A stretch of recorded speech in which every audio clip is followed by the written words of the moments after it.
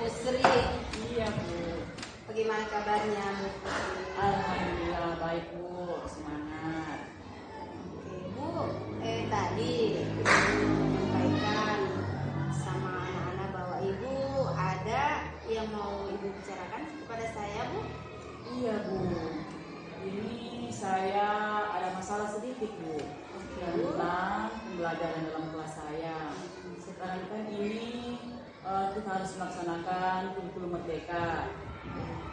Oh, iya ya, oke lanjut.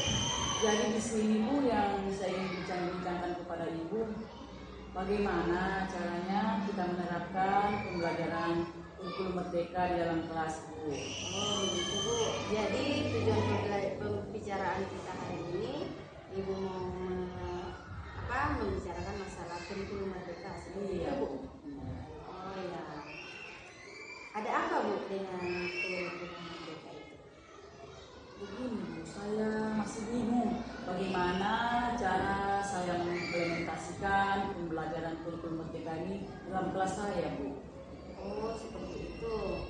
Nah, Ibu bisa ceritakan bagaimana Ibu melaksanakan pembelajaran kurikulum merdeka di kelas Ibu? Pelaksanaan proses pembelajaran dalam kelas saya itu Bu, saya mengajar berpatokan pada buku Bu. Misalnya di dalam kelas saya kan siswa saya banyak. Terus dalam kelas itu siswa saya itu mempunyai karakter yang berbeda-beda Bu. Ada yang ingin hanya menulis saja, ada yang ingin mendengarkan, ada yang ingin menggambar, bahkan ada yang ingin bermain saja Bu. Jadi saya bingung ini bagaimana cara saya mengimplementasikan pembelajaran kurikulum merdeka ini Bu. Ibu pernah mencoba pembelajaran berdiferensiasi itu? Mungkin Bu saya sudah pernah melaksanakannya, tetapi saya belum tahu apakah yang saya laksanakan itu sudah merupakan pembelajaran berdiferensiasi atau tidak Bu. Oh seperti itu. Iya. Ibu pernah mencari tahu atau melibatkan teman Ibu untuk mengajak ke dalam kelas Ibu pada saat Ibu mengajar? Kalau itu Bu belum pernah. Oh iya begitu. Atau mungkin Ibu pernah mencari tahu di manakah bagaimana pembelajaran berdiferensiasi itu yang baik? Kalau mencari tahu sih saya mencari tahunya lewat online Bu. Saya membuka di YouTube, saya melihat bagaimana model-model atau cara-cara pembelajaran berdiferensiasi seperti itu Bu. Nah, setelah menerapkan itu apa Ibu pernah melakukan di beberapa siswa Ibu yang berkarakter itu yang bermacam-macam atau unik itu Bu? Kalau melaksanakan itu saya sudah pernah melaksanakannya Bu.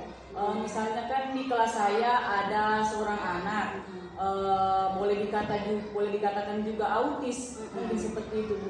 Karena selama ini bila kita melakukan pembelajaran perhatian itu tidak ada, dia maunya hanya menggambar saja Bu.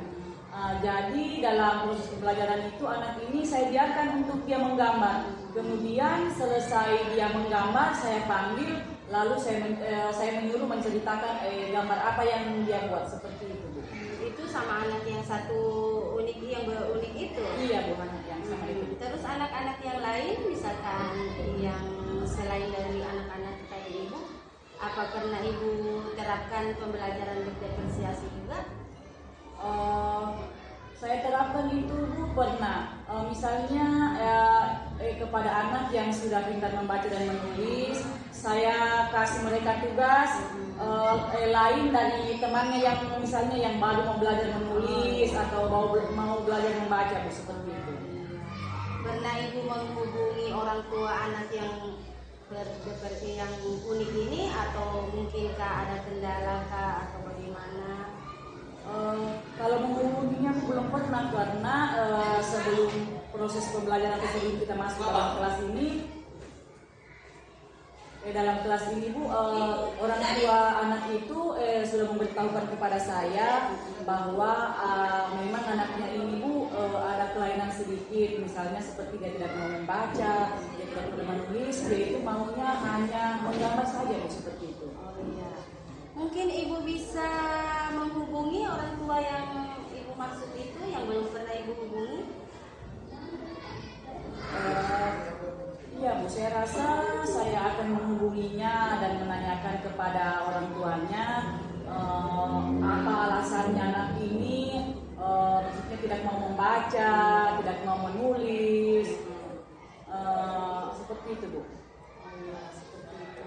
Dari beberapa hal tadi yang Ibu sampaikan, masih ada yang bisa Ibu lakukan kira-kira? Saya akan mencoba membuka atau mendownload sebuah aplikasi di online tentang kurikulum merdeka. Mungkin dengan membuka atau mendownload aplikasi itu saya banyak belajar tentang pembelajaran berdiferensiasi, pembelajaran kurikulum merdeka untuk saya implementasikan dalam kelas seperti itu. Oh iya, terus pernah Ibu mencoba melibatkan teman Ibu untuk atau menilai Ibu di dalam kelas pada saat Ibu melaksanakan pembelajaran berdiferensiasi itu, apa sudah bagus atau belum? Saya pernah mencoba sekali, Bu, tapi menurut dia pembelajaran saya itu sudah bagus, tapi menurut saya mungkin bagaimana, mungkin saya akan memanggil teman yang pernah mengikuti pelatihan kurikulum merdeka itu, Bu, untuk melihat saya melakukan proses pembelajaran dalam kelas apakah ini sudah sesuai atau belum. Oke, Bu Sri. Nah, Bu, dari tadi kita berbincang-bincang, ada Ibu yang bisa Ibu ambil kesimpulan? Kalau kesimpulannya, Bu, alhamdulillah untuk masalah yang saya hadapi ini tentang kurikulum merdeka ini sudah ada jalan keluarnya, Bu. Misalnya saya sudah mendapatkan solusi bagaimana cara saya mengimplementasikan kurikulum merdeka. Misalnya saya memanggil teman saya yang sudah pernah melakukan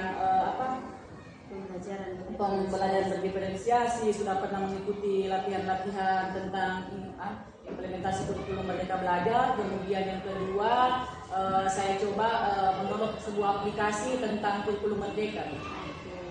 Ibu mau melaksanakan itu atau berkomitmen lebih lebih bagus lagi ke depannya? Ibu mau terapkan kapan rencana Ibu? Insya Allah, Bu, saya akan terapkan secepatnya. Dalam waktu seminggu ini saya akan berusaha untuk belajar tentang kurikulum merdeka ini, Bu. Siapa tahu Ibu bisa mengajak teman-teman Ibu untuk ikut sama Ibu belajar berdiferensiasi atau melihat Ibu pada saat Ibu mengajar. Iya, Bu. Saya akan mengajak salah satu teman saya di sekolah ini karena kebetulan dia sudah beberapa kali mengikuti pelatihan-pelatihan tentang kurikulum merdeka, Bu. Kemudian saya akan mengajak atau memanggil kepala sekolah. Karena dia juga sudah pernah mengikuti pelatihan kurikulum merdeka ini. Wah, Bu Pusri, kayaknya ini sudah waktunya kita untuk beraktivitas dan kita mau mengajar kembali ini, Bu. Mungkin sampai di sini saja perjumpaan kita ya, Bu. Iya, terima kasih, Bu. Oke, makasih. Iya, Bu. Silakan kita kembali beraktivitas. Oke. Seorang minum tadi tidak masuk, Ji. Assalamualaikum warahmatullahi wabarakatuh. Saya Hilda Awalia. Pada praktek coaching kali ini yang dilakukan oleh Ibu Hasneli dan Ibu Pusri, saya bertindak sebagai pengamat. Dari hasil pengamatan yang saya lakukan terhadap praktek coaching Ibu Hasneli dan Ibu Pusri, itu saya melihat coaching sudah melakukan perannya sangat baik dengan kompetensi inti. Yang pertama yaitu hadir secara penuh, kemudian juga mendengarkan secara aktif. Di situ sangat terlihat coach mendengarkan secara aktif sehingga coach mampu mengembangkan pikiran-pikirannya dan berpikir secara kreatif untuk menyelesaikan masalahnya. Kemudian coach juga mampu memberikan pertanyaan-pertanyaan yang berbobot sehingga dapat mengembangkan diri coach untuk menyelesaikan masalah berdasarkan pemikirannya sendiri. Jadi untuk hasil praktek hari ini coach dan coach sudah sangat baik dalam melakukan prakteknya. Jadi sekian, assalamualaikum warahmatullahi wabarakatuh.